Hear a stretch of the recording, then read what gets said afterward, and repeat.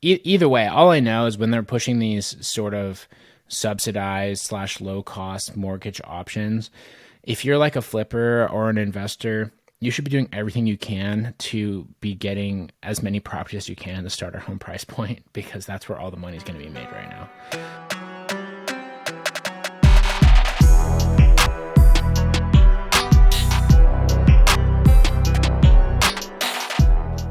What's going on, guys? Welcome to this episode of the Collecting Keys Real Estate Investing Podcast. Today it is end of May 23rd at time of recording. We typically record these, a week or so early.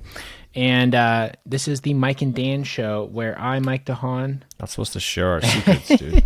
We record these live every Wednesday. But this is a show where I, Mike DeHaan, and my co-host here, Dan Austin, talk about real estate investing, business, and everything in between. And it is sunshine in here, man. Stuff is moving. I feel like we are kind of in like prime real estate season right now. Like I've been noticing, even talking to our sales guys in the morning, no one's really had any, I would say, stories about like angry sellers or like weird stuff. Everyone's just been cordial. People are like more than happy to be doing business right now. You know, they're not worried. Spring, everyone's in a good mood. Everybody's happy. And stuff's been moving pretty well. We do have some breaking news coming out of North Dakota, however. What happened in North Dakota? Out of North Dakota, one of our instant investor clients had posted in our group chat that North Dakota, starting August 1st, will require wholesalers to hold a license. Yeah, I mean, there's several markets, I think, that are already like that, though, aren't there? There are. I think it's creeping in. There's quite a few different markets that have this. Trying to remember who we've worked with, some folks before that have worked in the states where that's at. There's a handful, maybe a dozen or so, maybe half a dozen. I don't remember, but it's not uncommon. I think there was like maybe Pennsylvania is one of them, or New Jersey or something. I don't remember. Somewhere there on the East Coast, somebody we were working with. Yeah, I mean, so I know that how it's technically defined is that you need to have a license to hold equitable interest in a real estate transaction if you're not like the direct buyer or seller, or you're not like you're not representing a buyer or seller, but you essentially have to have someone involved, right? That like is licensed in some way. Like you can't do like direct one-to-one transactions. So you're saying you need a professional licensure. And probably along with that is like an ethics. Usually all these professional licensing, whether that's engineering, real estate license, they just want you to have some ethics exam and some standard. Yeah. So very basically what they do in a lot of these different places is if you were going to facilitate a transaction at all, you have to have some kind of license, right? Whether you're going to be the realtor or you're going to be the wholesaler, you're going to do an assignment. And then if you were going to do a direct purchase, you just have to be able to have the seller, I guess all parties involved, sign off on something saying that they all agree that the middle person has an equitable interest to be making money on the transaction. So, like there's different ways that they, I guess, like have to structure it to actually make it enforceable, because you can't just say wholesalers have to be licensed, because a wholesaler is not recognized as like an actual person, right? Because they can't necessarily prove that you're not going to buy the property directly. So typically it's like if you're going to be a middle person, you're going to assign a contract, you're going to have multiple parties involved, and you're not going to be the direct purchaser. They'll require you to have a license of some kind, or get basically something signed saying that everyone understands that you're going to do that.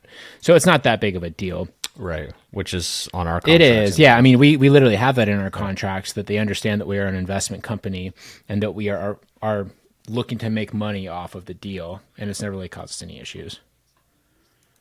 Yeah. The quotation here from Otto, shout out, is that starting August 1st, we'll be requiring wholesalers to have a license and include a written disclosure to all parties that, in quotes, the wholesaler holds an equitable interest in the party, may not be able to convey title to the property, and intends to make a profit or income from the transfer of the equitable interest. Which again, I think our contract almost says that word for word. We've had that for a while, and they haven't required that in most of the states we operate. I mean, there's never been any issues. And I mean, so like even a big thing that you see here in Washington with a lot of like, I guess when you go through the process, you don't necessarily have to tell the seller anything. It can be non-disclosed, but a lot of escrow companies here will make at closing the seller sign a document saying, hey, I understand that this property is being assigned to a different person. And I remember when they started making that change, and a lot of people got really upset about it, but it's literally never caused a problem. I mean, and ultimately too, I think the way you should go about it is you need to be transparent with people in general. You know, that like, Right. yeah, that you don't know what you're going to do with it. If you are going around and sneaking around behind their back and they're fully not aware that there's other parties involved at all, and you're lying to people and making things weird to get a deal done, yeah, you're part of the problem. Just don't be that person. Yeah, that should be a general rule in life, I think. And I will say, if there are situations where the seller is like, I'm not okay with other people being involved, I'm misled by this, all that sort of stuff, and you still want to do the deal, just double close on it and do something different. Then actually follow through with your arrangement to be the end buyer yourself. Go get a transactional lender and then sell it to your end party afterwards. That's fine. Then you flip the house, exactly the same thing. Yep. There's options, and the more difficult things are, the more barriers to entry there are. The better it is for the folks that are ready to rock and roll. Yeah, and they're following the rules. You know, people always get up in arms whenever there's regulations and things that put in place. And sometimes, you know, they do some dumb stuff. Like if you look at like the rental policies and things that like the city of Seattle has put in, for example, there's a lot of crazy stuff out there that's gone on. But more often than not, like, or like paying your tenants. Well, like stuff like that, or like in California where you literally can't evict people. You know, there's a whole bunch of weird things that get out of hand. But for the most part, when there are rules and regulations like that are put in place, if you follow the rules and you do stuff correctly, it's not the end of the world. I mean, even here, we have had to evict several people over the past few years from different things.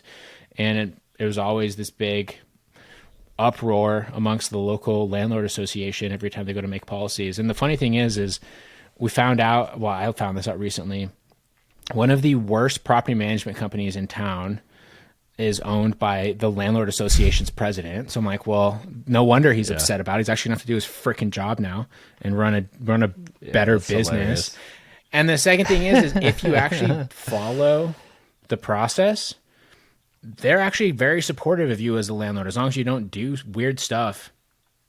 Yeah, well, you've got to toe the line on some things, and rightfully so. If you're going to own a property, don't be a slumlord. Like, that's like number one. If you're going to be a real estate investor and you're not making money, you're losing money, that doesn't mean that your tenant should be affected. It means you should get out of the business because you're not doing it right. And for a general rule of thumb, this is my belief, that regulation does and can take profits out of your pocket because somebody has to pay for the regulation. Right? Regulation is just it's a cost. It's like a tax. Like, nobody wants to pay it, but it's a tax. It's part of the system. And so you have to generally work around that. And oftentimes in regulated business, the people that get hurt the most from a cost standpoint is not the business owner. It's not like the landlord. It's the people that the costs trickle down to, which is the general population, which makes, you know, renting unaffordable for them. However, regulation is what it is. When people flee, because you and I run into a lot of people in our state, again, I don't really love the regulations that they come up with, but like there's people fleeing the state saying, oh, I'm selling all my properties. And I'm like, sweet, I'm here to buy them, because they still have value, right? And for us, they're putting regulation in place because people do desire to live here. So we're in a desirable area, which means there is reason for values to go up, and Washington State in general has become a pretty big appreciation market, which has been very valuable to us. So if you're willing to sell to me at a discount because you're fleeing to a less regulated state, totally makes sense. Great decision. I'm going to profit. I think that is a great thing about the Northwest, that a lot of people discount when they're trying to like flee and go to like other places. Is the reason properties and stuff are so expensive here is because it is a sweet place to live. There's a huge desire for people to move here. Desirable. And you know, people will pay good money for that, right? And now, you know, people are leaving. Rental properties are getting more and more expensive. Property prices have doubled over the past 5 years. But thanks to the federal government too, they're always trying to make real estate more and more affordable. So now, and lenders and different things. Now we have like this loan program from Rocket Mortgage. I don't know if you saw this morning, that they announced that they're going to start doing 1% down conventional loans, which is insane. And the details of it as well. Not only are they doing 1% down conventional loans, and not even FHA loans, but like conventional loans, which typically have primary mortgage insurance and these other sort of gotchas associated with it. They're doing these 1% down loans. They are only for people who make 80% or less of the average income for an area. So basically only for lower income people. They will give you the 2% needed. So basically to get a normal conventional loan, you have to have at least 3% down. They will give you the extra 2% as like a gift, right? To I don't know if they are they wrapping in a loan? I don't know. Credit. But they'll give Yeah. No, they probably give you a credit, and then that's interesting. I wonder what the Yeah, APR I have no looks idea. like. Because banks aren't in the business of just giving things to Yeah, people so for free. they give you the 2% so you can meet the 3% requirements. They can still sell their loan to Fannie Freddie, Right. and then they will waive the primary mortgage insurance, right? They waive the PMI, which is a huge expense for people that put less than 20% down on their homes. Okay, so all of a sudden it's going to make things significantly more affordable for people potentially. And like what? Yeah, God, I don't know. Does it? Because the affordability is the monthly. That's the monthly payment, right? So anybody can walk into a car dealership and put $2,500 down on their next, Range Correct. Rover, but it's that $1,500 a month payment. Exactly. So that's why I think them waiving the PMI is such a key thing, because all of a sudden that the monthly payment, which is what's going to disqualify most people. Can they waive the PMI? Yeah, because how do they that's do that? Because I feel like that PMI, if they're going to get it rolled up, people are going to want that insurance as part of their additional. Yeah, I profit don't know. margin. I mean, so that is the PMI is usually run by the banks, right? By the lenders themselves. So they can do whatever they want. If they say we're not going to charge you PMI, they're not going to charge you PMI. Yeah, I just thought this is my ignorance, maybe that when they sell the loans, they would wrap up that PMI payment. I have no idea. Because that's just extra margin, right? If it's $100 or $200 a month, say hey, I'm going to sell you a loan that's at 4%, but I'm throwing in this extra couple $100. That's just it is what it is. It's just profit, extra cream on top. But I mean, I could see why they would do that because it's an affordability issue. And you and I were talking, and it's like right now is like the affordability to own is way out of whack with rent. So it's way cheaper to rent right now because of interest rates. And so if you can get people to not need to save up as much money to buy a house, so say, I think $250,000, right, would be like an average, I don't know, maybe purchase price.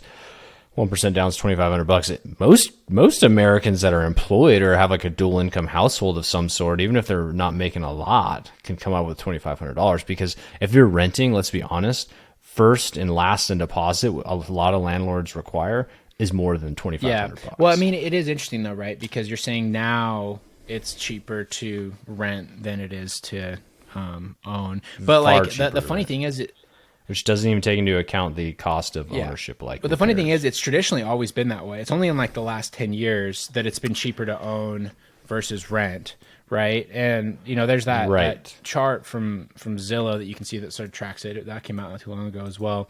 And the challenge we have right now is the primary home buying population, right? The 25 to 35 year olds. We always remember, like we can look at that and say, oh shit, it's always been cheaper to own versus rent. So we've been alive. But if you go back basically from like 2012 until the 70s, the previous 50 years, 40 years, it's always been cheaper to rent versus own the property, right? But now, like we had that low interest rate. It's funny to skewed all the expectations everyone has. Right. And the interesting thing about affordability is or this chart anyways, is that it's a steady climb for rent. Like rent, regardless of what's going on in the housing market from an ownership standpoint, it's funny because rent has kind of just steadily climbed, which is pretty dang good as for a landlord. But the cost of ownership is kind of so up and down because it's going up with interest rates, right? Which is funny though, because that means that landlords aren't directly able to pass that on to their tenants, because you would think if that was the case, every year rents would be bouncing up and down like interest rates, but they don't. And that's because real estate's a long game and it all averages out, which is what this graph shows. And I think the only unique thing between now and the history, because you're right, home ownership has historically always been above the rental line as far as cost goes, is it's magnitudes higher right now. So it's $2,700 a month cost to buy, which I think this is just the principal and insurance payment. I don't know that it wraps up much else. and then the cost to rent, because I think it would have to be like a 1-to-1. The cost to rent is $1,850. So that's dang near almost $1,000. Yeah, I mean, and that's a huge difference, and what that means for long term, I'm not sure. But anyway, point going back to like the 1% down though, it's really interesting. I'm trying to figure out what their sort of spin is on that. So I kind of have two theories. One is that they have some sort of subsidy from the government that isn't fully disclosed. That's basically heavily incentivizing banks of something probably along the lines of, if you can get X amount of people that make less than 80% of the average income into a home, you're going to get some sort of incentive, some sort of tax write-off, things like that. That's one theory that I have that maybe we don't know about. The second theory I would have is it's all marketing, and they're basically just pulling the old bait and switch, right? So people are going to reach out about the 1% down mortgage, and they're going to say, oh, well, you don't qualify for that because, you know, it's going to be a $3,000 a month mortgage and you only make $1,800 a month. So there's no way you could pay that.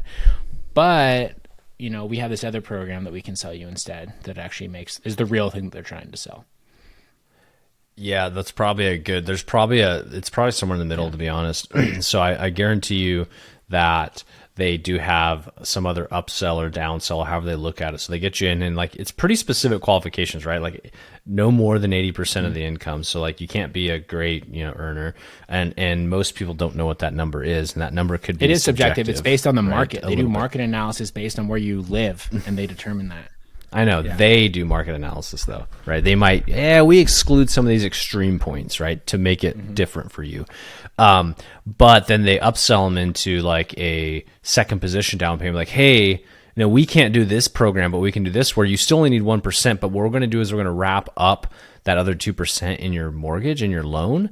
And so it basically just increases the APR, or we're going to do what they used to do before the last financial crisis, was the second position down payment. A lot of people are doing like the 80/20 loans. So maybe this is like a 98 or 97 2 loan, or I don't know what it would be like. Yeah. But they put you in that second position loan so that they're still getting people that can't afford to own into a house. They're making it more affordable up front. But the banks are reaping the rewards because they're doing something with wrapping the costs up into another loan or in their loan, so they're increasing their profits. But B, they're able to do some sort of actual loans right now when nobody's getting loans. Yeah, which is key, right? As if you're Rocket Mortgage, that's the name of their company, right? They need to do mortgages to make money. They need to originate them, because I guarantee you, up until maybe this last year, every mortgage they did, they probably wrapped up and sold. I mean, pretty quickly. They still do that, right? Especially Rocket Mortgage. That's notoriously what they're known for. No, I know that's what they do, but I mean, they might not have many to wrap up and sell right now. So that's why I'm thinking it must be some sort of marketing, right? Is they're just trying desperately to drum up as much business as they can. Business. Either way, all I know is when they're pushing these sort of subsidized / low cost mortgage options, if you're like a flipper or an investor, you should be doing everything you can to be getting as many properties as you can to start our home price point, because that's where all the money is going to be made right now. Like, yeah, absolutely. Yeah. And as a person, like, there's some house hackers out there. This is getting close to the opportunity that veterans have, which is a 0 down loan, which for a lot of people out there that are in this space, in the house hacking space, they love veterans because they can get those 0 down loans. So you can start investing with very little money. Your ROI goes up because you have no money into the deal, or very little. And so this gets kind of closer to that benefit from what's being stated. Again, there's got to read between the lines on a lot of this stuff. So it could help. I guess it could be a helpful situation, not just for flippers selling into the new house, into the first time buyer market, but also helpful to those that want a house hack. Maybe you can get into a house or a duplex for 1% down. Maybe you. So this is actually a really interesting conversation now, if you think about this, right? So you look at the house hacker. If they're like, let's say if they're a real estate person that's a house hacker, right? Or they own some rental properties. You could absolutely fudge your tax returns so that you make no money, even though you make fat money, right? Because you're a real estate person. We all do this. We all use depreciation, right? All real estate people use depreciation and not making money on paper. So now this becomes almost an advantage, because all of a sudden you can be a real estate person that makes no money on your tax returns and go to these people and say, hey, look, so the average household income in Spokane is $77,000.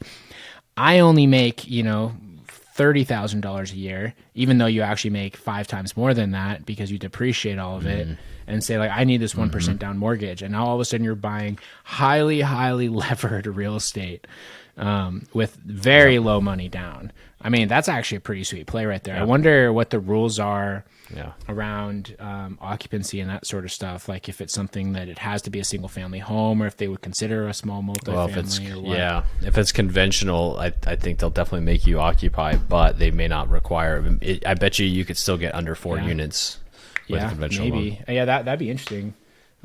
Either way, it's something to look into if you're in that boat. Rocket Mortgage. I mean, and I'm sure that they won't be the only one that's doing this style of deal. Especially if it works for them, you're going to start seeing it come out from every lender.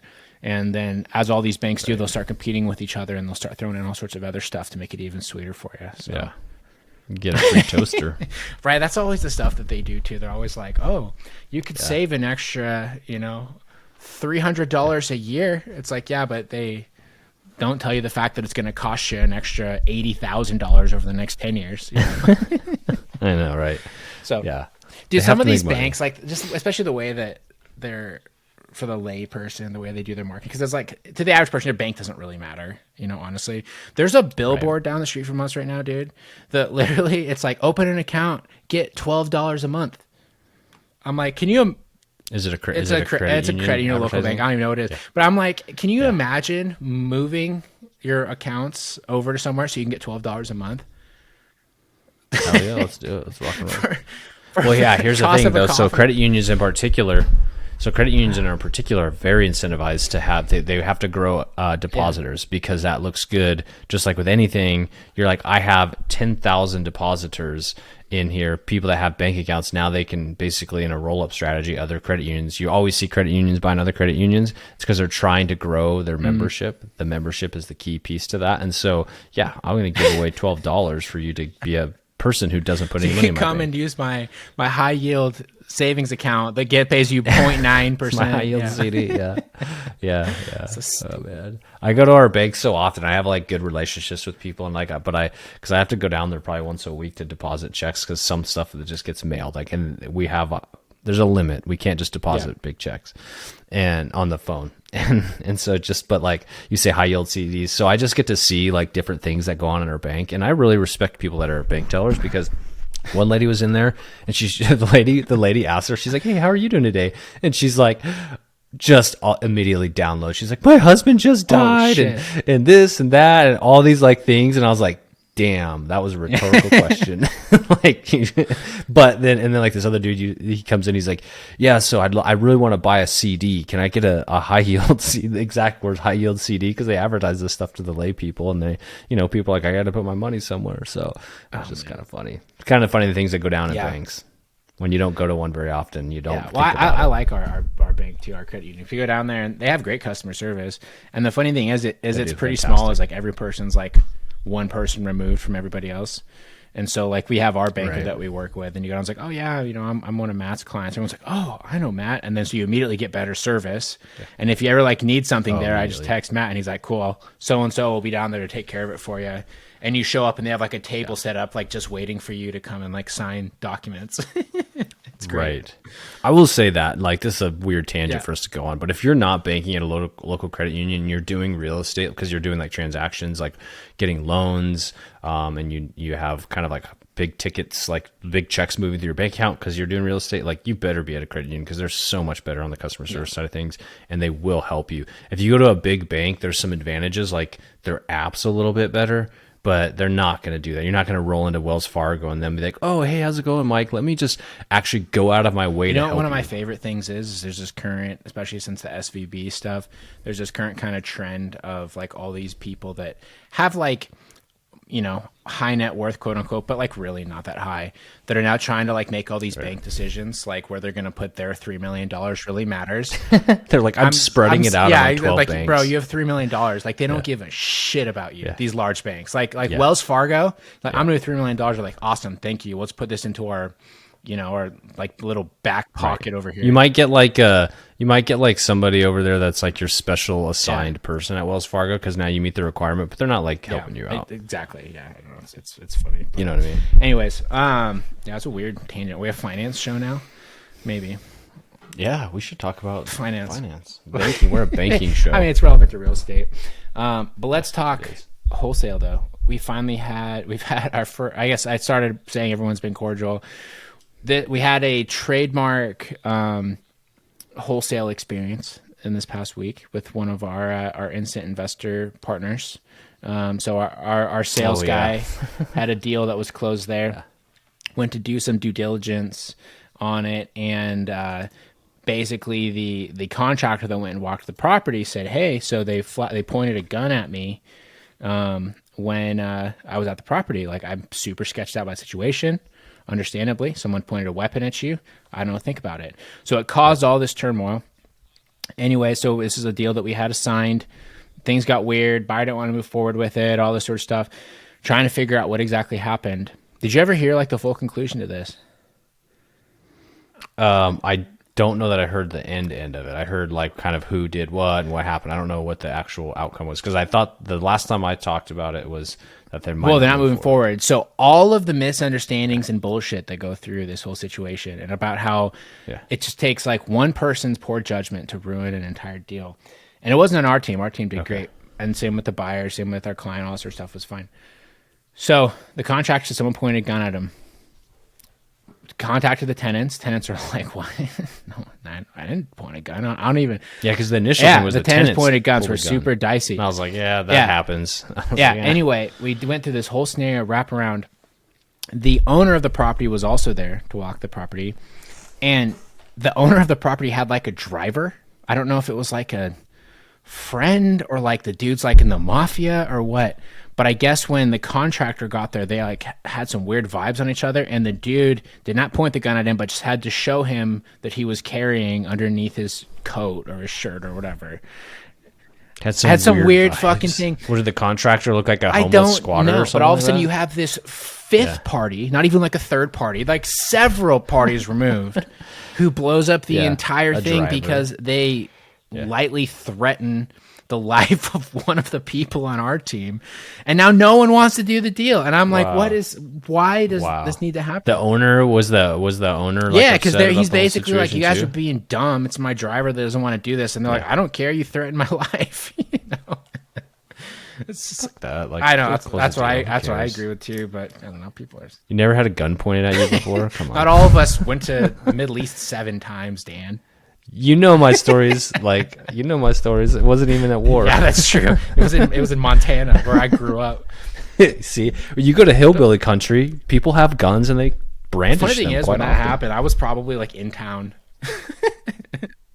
Oh yeah, you were definitely nearby. I mean, it's not a big area. I probably heard about it the next day and didn't even like think about it. No shit, probably.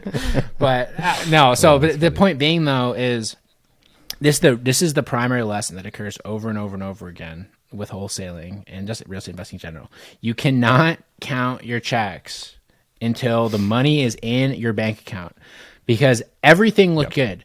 We had the initial walkthrough was good. We were literally just allowing the buyer to do another walkthrough with their contractor so they could get a official quoting for it. Everyone was cool. People knew about the situation. They knew that we were going to be assigning it. They didn't care.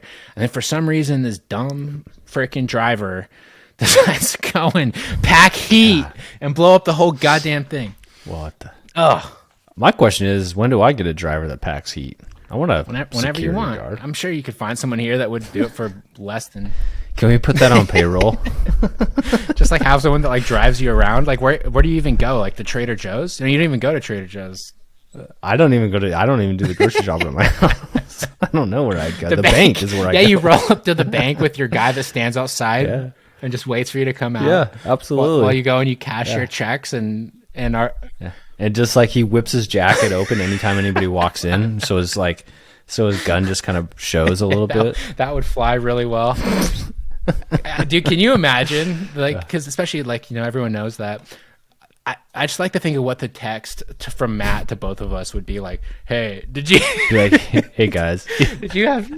kind of like when we like forget to like pay something, he'll be like, hey guys, just so you know, like I took care of it. Yeah, like, right. Every time we have a new loan with them, and they're like, "Hey, you didn't pay the first month." It's like, well, the other 17 are on auto pay. Why is this one not? Yeah, exactly. Set it up, please. Yeah. Hey guys, just so you know, you can't have your person with a gun come down to the branch anymore. I mean, I like it. It's cool. I took care of it. I calmed them down, but like they're kind of upset. I mean, so here's the thing: is you get that going, you get you like some obnoxious like Escalade or a Hummer or something, and you start rolling around and just walking through properties like that, dude. You're a guru. You're basically now a Phoenix-based guru that is selling, some sort of bullshit thing. You just explained me like this. The instant when you said that popped in my head with the Hummer is Kimbo Slice. I'm getting Kimbo Slice's driver, and that's what we're gonna go. We're gonna go to people's backyards and fist fight. Oh my god, that's what we're doing, dude. And then we're gonna buy their houses. Yeah, fist fighting for property. Oh my god, that's trash. And the thing is, too, like we're joking about that. It's not far off from what a lot of these weird Instagram people portray. Like there's the one with the real estate monster guy down in San Antonio that is always just posting like dumb shit. Like he had one of like, oh, here's my guy doing cold calling while holding an AR-15, just like, and he's like playing with it like while he's on the phone with sellers allegedly. I'm like, no one does that. That's a psychopathic thing to do. Yeah. Nobody just has an AR-15. No, it's stupid. There's no point. It'd be awkward. It wouldn't be comfortable. Yeah, it's the same. Yeah, I don't know. He's got all sorts of stuff, but I don't know what that is with those different people. Speaking of fake gurus, though, we just have to do our weekly jab. So I did a podcast this past week with one of the guys. He's like an OG investor. It's fun. I never heard of him before, and then I looked him up after I chatted with him. A super nice guy. He's coming on our show here in a few weeks. He's on the Bigger Pockets panel about off-market investing and like nice. Marketing systems and all that sort of stuff. He's been on probably best friends with Jamil. So that's the funny thing is he's never met Jamil before. But like basically to organize stuff for the panel, Bigger Pockets put them all into like a group conversation, and they've been going back and forth. And he was like, he has like Jamil. Was it Henry Washington? Is that the one of the guys named? It's based out of. He's a flipper guy. Nice had a couple guy, other like names there that he dropped, but he's like, he was going back and forth, and Jamil's like, oh, that's cool. You have a podcast, whatever, and was like asking him all these questions about the podcast. He's like, oh, maybe Jamil wants to come on. So he asked him, and Jamil was like, oh, well, you have to book through my assistant, and my cost is $2,500 to be on any show. And he was like, okay, we were just having a friendly conversation. You're trying to like upsell me to have you come on my show when you're not even like a real investor. Yeah, people don't pay to have. Well, no. So here's my thought. We have a successful business. Why don't we pay $2,500 to bring Jamil on Connecting Keys, and then we can just roast him the entire time. Let's do it. We could ask him about have you seen the Jumanji challenge? All I want to hear is about how to become the best, most ethical wholesaler in the country. Biggest wholesaler in the country. I'm asking. Yeah, what's the Jumanji challenge? Yeah, I saw this recently. God, we're shitty people sometimes, but you know what? Screw it. I don't know. I just had like an advertisement, the Jumanji challenge. I think it's where like you pay him, and I think his claim is that he will make you like the best wholesaler in the country in 2 days or 20 minutes or 2 hours or something like that. Why is it Jumanji? Because it sounds like Jamil. That's where his. I think he's trying to rip off. Like he's trying to do the elephant challenge and the koala bear. Yeah, whatever. Just all the challenges. Morby does. Yeah. God. I know that. Well, that. I'll pay $2,500. Right, that'd be great. Yeah, absolutely. No, it's just like the whole thing just drives me. And like the whole thing is just so stupid because he's the most ethical person, but then now he has like this company where you can buy proof of funds that are fake for like $11. Like it's not even real. And our buddy Aaron, you're gonna be hearing. Didn't he get one of those? Didn't he get it? So he was trying to. They were wholesaling a deal, and he started getting all these wannabe daisy chainers. Not credible buyers. People just trying to daisy chain this deal. putting in offers and sending proof of funds from Jamil's company that they bought for $11. Right. First off, just buy one and then change the numbers, you dumbasses. Don't keep buying them. Because it's not real anyway. It's not like it's actually backed by anything. Yeah, it's fake. Like if you're going to go to that length, just go to the full length and just do it yourself. Just be fraudulent instead of paying somebody else $11 to be fraudulent for you. And the most hilarious thing to me was it was called like flip funds. And this is how unseriously he's taken it. He didn't even have like the flip funds email on it as like the contact. It was literally like he didn't buy like he didn't it was go to like Namecheap flipfunds and buy, at like, gmail.com. You want to know how to immediately look illegitimate as a lender? Yeah. Don't have a real business. Right. So here's my question about that. That's interesting. So I don't know anything about his. I haven't even Googled it. So does he have flipfunds.com? Is that like a thing? Care. Okay. Yeah, I don't care either. I'm just saying is he just selling the piece of paper, or is he actually backing it up being like, no, I'll fund you? Like, is he like actually like, we have money in a bank account? All he has to do is he has to fund like 5 people that then he can post their testimonial and be like, yeah, I use this thing. And then, he funded my deal when my other lender fell through last second. And he just has to have that. And then people will keep coming back. And then for every single one, he can have an exception, just like he does with everything else. Oh, wow. And it's funny. We harp on this dude a lot. And the biggest pet peeve that I have with it is that he's completely full of shit, but also to the fact that he has somehow weaseled his way to become the face of wholesaling at Bigger Pockets, which is like the pinnacle of like real estate investing, like base community, right? Like that's where everyone starts. Yeah, it's like the base, it's the blue. I'm not gonna say gold, I'm gonna say blue standard, right? Like it's like Bigger Pockets. Like if you go there historically, probably maybe 4 years ago, 3 years ago, maybe now. Historically, you could go to Bigger Pockets and at least if it's coming from BP, like be like, okay, that person is legit. They've been screened. They've been, I trust. There's a certain level of trust, right? Because they're producing that content, just like another institutional standard.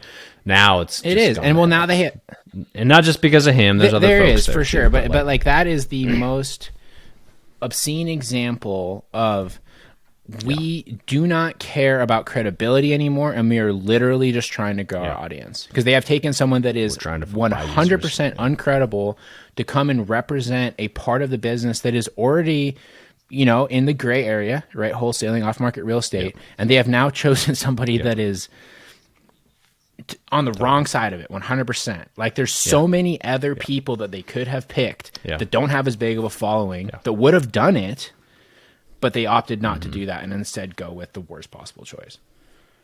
It's crazy. Dummies. Sorry, guys. I just can't deal with it. Anyways, we got something else. We can't finish with that. Yeah, no, sorry about that. We got our hate out. Got our weekly hate out for everyone to listen to. Anyways, I don't know what else is going on. I mean, big picture. I don't think anything. I picked up a quick little referral this week. Did you? That was cool. What? For that duplex deal here in Spokane. It's already listed. Got a signed contract around on it. It was a deal. We're getting paid. Yeah, it was a deal. Well, we're getting paid. Yeah, I mean, like a realtor referral. Yeah. So we basically, just doing follow up in our system and following up with sellers. We had one that needed to sell a duplex, which is actually a super clean duplex. The photos look great, and it's like there's no way we're going to be able to get it at a price that makes sense for us, just because of the condition, what the lady needed. In her position, there wasn't a lot of just too much distress there, and so we connected it with the realtor. Realtor listed it and already got a signed contract. Oh, sweet! That's awesome. Yeah, it closes in June. So I mean, that's a great lesson though about what to do when you have those retail leads. Is if you can find that realtor that's willing to put in some work, and it's something that we've always struggled with. And of course, ironically enough, as we've cooled down our stuff in Spokane a little bit, we connect with a realtor who's more than happy to work a lot of the different things. We finally figured it out, got the right personality and the right person, and he's just killing it with that stuff, which is cool. It's like, you and I have always talked about this, like how do you monetize the things that are not in your wholesale pipeline? Like if they don't qualify to be in the wholesale pipeline, there's still a lead, because if you're doing direct mail, there's still a lead that raised their hand and said, I am interested in selling to you. How can you help me? Yeah. I mean, and that's something that so many people don't understand about this business is like you said, every single person that chooses to engage with you, especially if you have inbound marketing where people pick up the phone and they go through that process, they are saying, I would like to sell. We just need to find any sort of solution. And what happens with most people is you end up with this massive graveyard where 80% of the calls that come in, you're like, I can't get this thing for 60, 70 cents in the dollar, so it's not even going to work for me. And this is why it's so important to be constantly working on your knowledge and your skills and your connections so that you can refer the retail leads, right? When you get the people that are underwater, you know how to buy it with subject to, right? When you have people that own it free and clear and are not willing to take a big haircut on it, you know how to negotiate seller finance, right? You know, there's so many different options, and a lot of people, when they get into this, especially as they are starting to get like some reps in, I find that they get too comfortable or too fixed on the mindset of like cash buyer, and that really causes a lot of potential income to be missed. Right. And it's not easy. It's not like they're like, okay, I'll list with you. Like there's still a process. So for those of you that have a real estate license, then you can maybe convert them yourself or refer them out, which is challenging, but refer them out to a real estate agent and just collect the referral fee, which is great when those happen. But that is another challenging sale process anytime there's a human. Yeah. Well, I mean, that's one of the biggest things that we've taken away from working with our business coach is where everything messes up in business all the time is when it hands off from one person to the next or one department to the next, right? You know, and solving that is going to be challenging regardless. And so I think a big mistake that people make when they start trying to bring in a realtor that's going to potentially convert something into listings is they say, oh, hey, cool, I'm going to refer it to my realtor. You know, his name's Dan. He's going to give you a call. And then Dan, you can never get them on the phone. They don't know who the hell Dan is. You have to treat it as a soft handoff. Like you have to make the introduction directly. Right, you need to do everything that you can to set up the stage for there to already be trust there for the thing to be successful. You know, and a lot of people don't understand that, so they'll just have like this big list, and they say, "Here you go, realtor, just go call all these people." And that's how we did it. Time. And it didn't right? work. It didn't work for shit.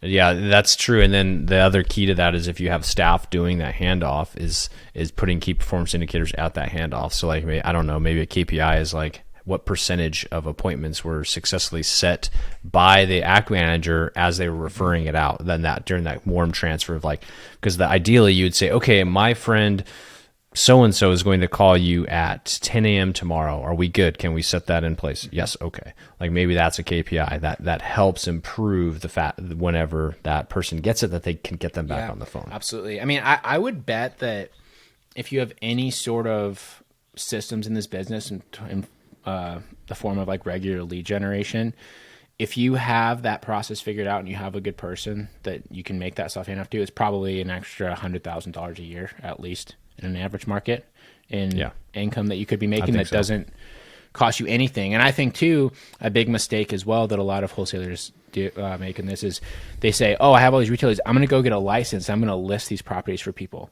Don't do that. Just that's so much work and you're going to make so much less money than if you're just wholesaling or you're just investing. Pass it off, take your 25% referral and just take your free money for really doing nothing, honestly. Yeah. And you got to remember a lot of the leads are coming in. Some of them are list ready. A lot of them are not. So then the work you're going to put in to do the whole listing and then dealing with that, like it's such a headache. It's such a distraction compared to the profits you can make wholesaling. That's why we advocate to refer them out. Yeah. Don't let them turn into a graveyard. Definitely set up a great process to refer those listing leads out and, have some filtering. But I mean, there's a lot of leads in there that you can just, like let's try to put that in this category and have that process of handing them off to that realtor to capitalize on it, make another 6 figures doing very little. Doing stuff you already did. Yeah, I mean, if you look back at, we went through that phase where we were referring a lot of stuff to you because you had your license. How big of a mistake was that? How much? That was terrible. You were working so much to make like an extra $6,000 for the company, and it's like, God, what a freaking nightmare. Yeah. I personally just don't love listing anyways, and it's stressful because you're trying to sell, livelihood for these people. It's like a big thing for them. The 4-pack of properties I sold, like that was a ton of work. It was the family, the mom and dad had finally passed away. They had a bunch of properties and the kids wanted to sell them. And so I had 5 kids. They're all like adults, great people, by the way, but like 5 decision makers. across 4 properties. It was so much work. Yeah. So I think if you are going to be looking to make this connection with somebody, find someone that has an established real estate brand so they can actually, have that pitch. Like, don't just like find your friend or like your neighbor's kid and go, oh, they're a realtor, maybe they'll do it and they'll give me 25%. So waste of time. You need a good player, right? So have a brand. They understand the realtor process. They enjoy the realtor process. And then they have like their own processes in place to do all of that stuff. They know how to get a property list ready. They know how to get it staged, know how to take real photos. Because if you go and you start working with like a janky realtor that doesn't know how to do any of that stuff, you're just wasting your time. Then if you do even happen to convert them for this guy, they're probably not going to sell them anyway, unless it's 2021 when everything's sold. But that's not the reality for most of the reality. humans. Yeah, it's the realtor you're going to refer to as a certain persona, because it's not the number one realtor in your town, because A, they don't want your leads. They have enough lead generation, but B, those folks are typically not doing all the cold calling and door knocking anymore, right? Or if they are, they're doing it in a certain demographic. They don't want your leads, even though they say they do. And then it's not the young, new, hungry person, because that agent's likely going to quit anyways. So don't give your leads to this new hungry agent that just started out thinking, well, they'll be hungry for anything I give them. It's like, yeah, they will, but they're probably not. They don't have do work well ethic at it. yet. Like the chances, the chance of them being a successful realtor as a new, young, hungry agent is pretty low, honestly. So it's like that agent that's maybe moving into your market and has some established experience, but knows how to scale up their business. It's that agent that has some experience, that is a hard worker, but isn't like the top 5% of the agents, but they're good, and they're just not they're not new either. Perfect. Easy. Right on. Well, there's some good actionable stuff to end on rather than me just shitting on Jumanji, whatever his name is. Yeah, with the Jumanji challenge. So anyways, guys, thanks for listening to today's episode of the Mike and Dan Show. You should share this with your friends and go and have them subscribe and leave a 5-star review. It's a great way to help us continue to grow this. Outside of that, you should go to collectingkeyspodcast.com/free to get our free 5-step guide to start generating off-market leads. We're also going to start working on some more freebies for you guys here over the next little bit, because we've had a few things people have asked for. So at some point, we'll get around to them. I say that right now. It'll probably be like months, but it'll come at some point. We're going to I mean, we need to pretty soon, because we got to start getting some more material out there.